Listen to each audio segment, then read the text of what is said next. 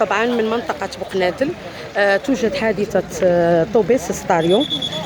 هذا هو الطوبيس، ضرب طوموبيلة فيها امرأة وسائق وجوج ديال الدراري.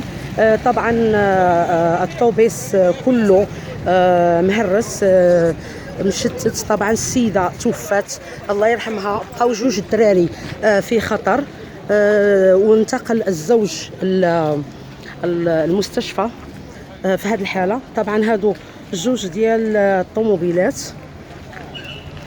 الطوبيس دخل بهذه الطريقة هذه، ها هي بهذا الجهد.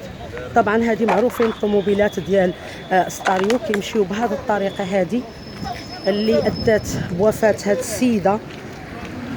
الحالة مثل ما انتم كتشوفوا. طبعا جوج طوموبيلات بهذه الطريقة هذه.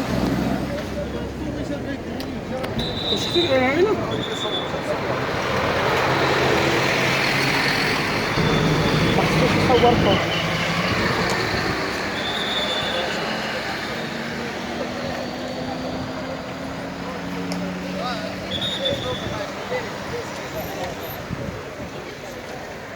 يبغي شي واحد يهضر معايا؟ يبغي شي واحد يقول لي شي معلومه؟ ماشي مشكله، معك الصحافه. كاين شي حد يعطيني شي معلومه؟ كاين شي حد يعطيني شي معلومه؟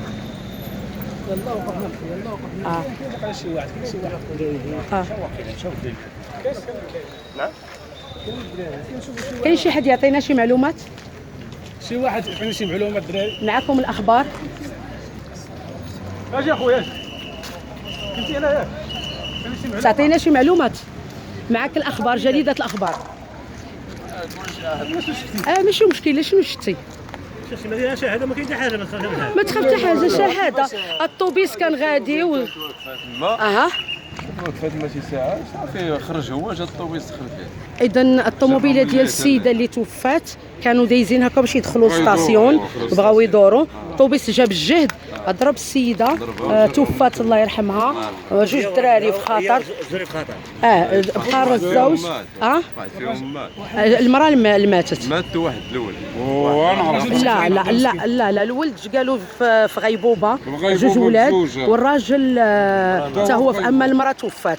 طبعا هذا بسبب السرعه اللي كتقوم بها طبعا الطوبيسات، وكتأدي بوفاه المواطنين بهذه الحاله هذه المروعه في منطقه بوقنادل، الطريق المؤديه الى قنيطره. هذه هي الحادثه مصوره، جوج طوموبيلات داخلين تحت الطوبيس بهذا المنظر المروع.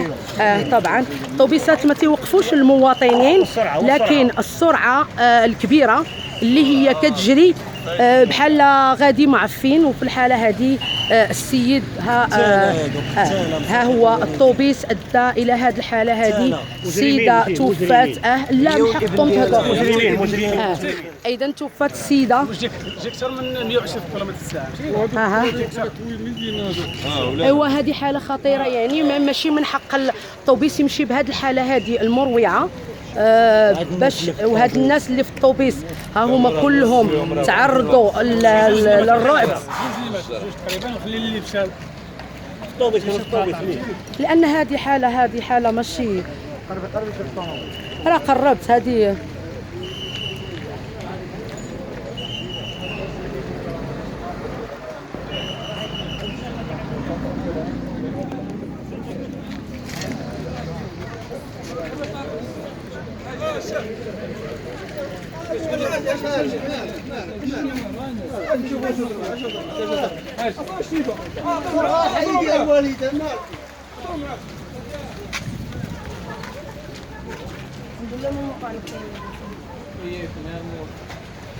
اجي كنتو نتوما في الطوبيس اخويا؟